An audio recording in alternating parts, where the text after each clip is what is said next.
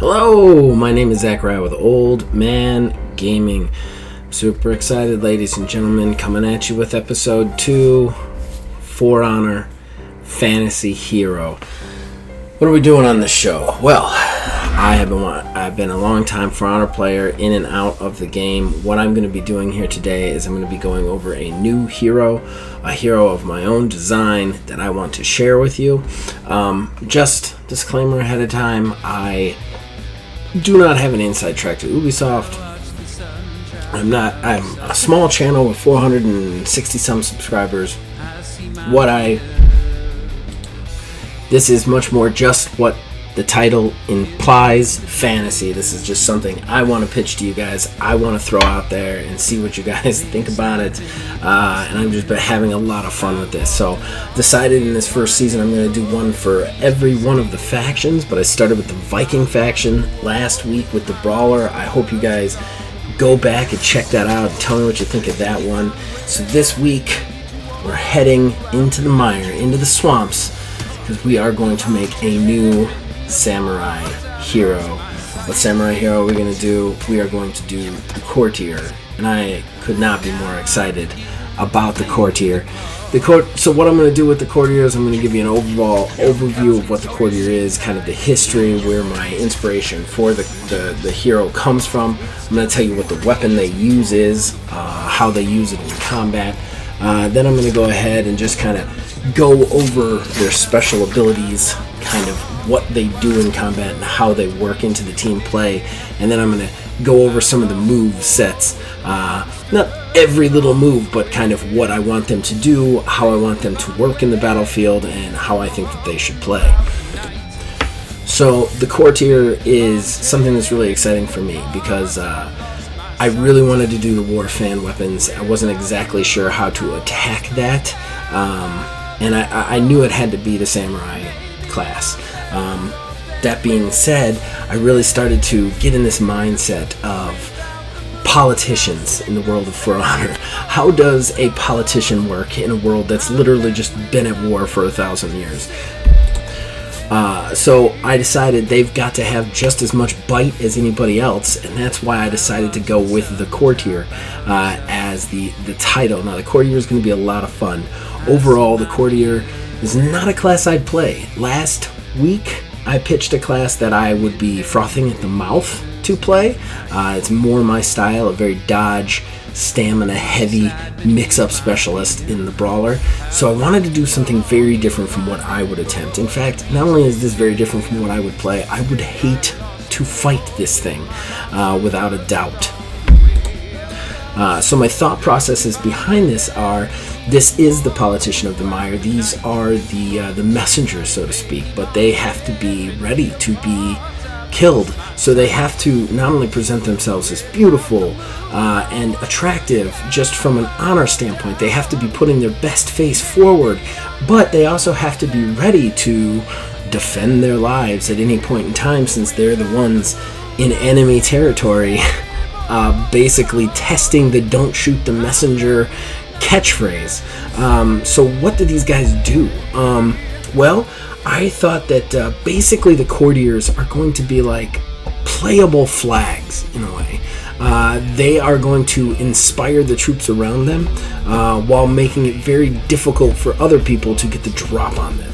And I think that kind of represents the metaphorical spirit of a Courtier, because that's kind of what they are. They're going to basically be the reason that this side fights, while the reason the other side shouldn't be fighting. In addition to that, metaphorically, I kind of feel like the Courtiers would be natural enemies of assassins. I mean, assassins are literally the thing that they are trained the most to watch out for. They have to, as politicians. So I feel like they are going to be the natural enemy of the dodge-heavy assassin. So from a standpoint of actual in-game stuff, they would be sent to hostile territory to negotiate for ceasefires or temporary alliances. They would have a few bodyguards sent with them, and they have to be ready for the negotiations to fall apart at any time, and then have to escape with them or their bodyguards. So the Courtier is going to be made to defend, made to block. It is not going to be dodge heavy. It doesn't have a big dodge. They're kind of dressed fancy at all times. So they have to actually be much more methodical counter-attacker player. The people who play the Lawbringers will be very excited to play a character like this, because that's what this kind of character is. This is going to be a parry heavy character. But again, I said this is like a playable flag, so to speak. So let's go ahead and get into what exactly the Courtier does. I mean, I've already described the weapon, the war fans, the Tessin, or I think they're also called Gungan, I think, something like that. But the Tessin is where I got the idea for this. Basically bladed war fans that they fold out and unfold. They'll have one in each hand, which allow them for quick attacks without necessarily moving, but it also allows them for a couple of other things which we'll get to later. I want to get into the special abilities of the Courtier. As the Courtier acts, the characters within its vicinity get stronger. That's where this really gets interesting, because like I said, a Courtier is not going to have a good dodge, not a fast dodge or an efficient dodge. It is not going to be something, it's not even going to have a dodge attack. These are stand and fight sort of characters, even though they don't necessarily look like it. But the idea behind them is they stand and fight, giving buffs to the people around them and themselves, which allow them to become very dangerous. What do I mean by this? Well, they're going to have a special ability called Inspire. So when they are standing within vicinity of people of their own, certain actions such as hitting, blocking, and parrying will give buffs to the people around them. So when they hit a successful parry, like a really badass parry, themselves and their opponents around them will get a quick 5-second 1.5 damage increase. This can stack too, so if they get repeated parries right then in a row, people are getting really strong around them for damage. If they block successfully, not the parry, but just block successfully, in that case, what will happen is everybody in the vicinity and themselves will gain a small health increase, small like regenerative powers for about 5 seconds. Very small, but if it stacks together, it can be very scary. And then for every time they hit an opponent, them and everybody around them will get quick movement buffs. So the idea behind these characters is they stand and fight with their friends around them. And them and their friends become more strong the better they do, which makes it very interesting. Now, again, their weakness is in their versatility. They don't use, they do not have an efficient stamina using dodge. They don't have long dodge, and they certainly don't have a ton of like really heavy slash happy moves. That being said, they're going to have to stand and fight their opponents to give their friends that buffs, those inspirational buffs. The idea being, I'm watching this one do it, I can do it, sort of feel. That brings us to the moves that I want to go over. Now, like I said, these guys are going to be the anti-assassin. I would hate to fight them. And why do I say that? Because what I want them to have is, anybody who's played For Honor for a long time knows that there's a couple of different types of extra moves you can get. So like when you do certain moves, the move's uninterruptible. Okay, then there's other moves that if it flat, and that's just a normal white flash. If your kind of fire, your weapon turns on fire, it means that move's unblockable. The only way they can stop it is parry it or dodge out of the way. And then of course there's the blue flash. The blue flash, it means it's undodgeable. If you dodge, you will get caught in it. I know there's assassins out there who still rage at the shinobi because of that double stab with their kasama that puts them down on the ground. That's actually because it's a dodge cancel. It's because when you go to dodge and they hit that button, they just stop you and put you right there.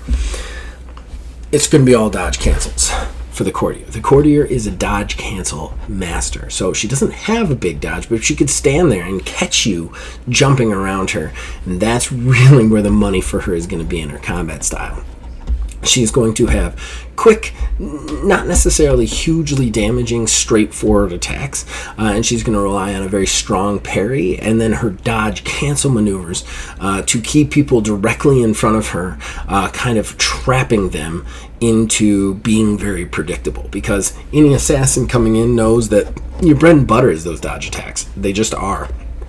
It's how you get out of being comboed. Sometimes it's how you open a good combo. It is the bread and butter of a good assassin's arsenal. That and feinting. And she's going to be able to stop you from doing everything but feinting, basically. You will be stuck in front of her if you don't want to get hit. I'm talking just about every heavy attack she does out of any sort of combo or anything is going to be a dodge cancel. So you're going to have to fight her straight on, and it's going to be about the skill of the player's parrying abilities as the Courtier to win or not. And that is it. That's the Courtier, episode 2 in the books. I'm having so much fun doing these. You guys can comment below if you like this, if you hate this, what you'd want to see what you'd want to see from it. Stuff like that. Just having fun here, so please don't get too hateful, but yeah, just having fun. I love this game and I love sharing these with you. Next week, super excited, we are going to do the Wu Lin, and this is one that I just cannot believe is not in there, so please come back next week and check that out. Until then, you can reach us on Facebook at OmegaGamerDH, on Twitter at OmegaGamer9. You can join our Discord, links in the description below, influence us in all of our shows from there. As long as you guys keep watching and listening, we'll keep making them. See you guys next time.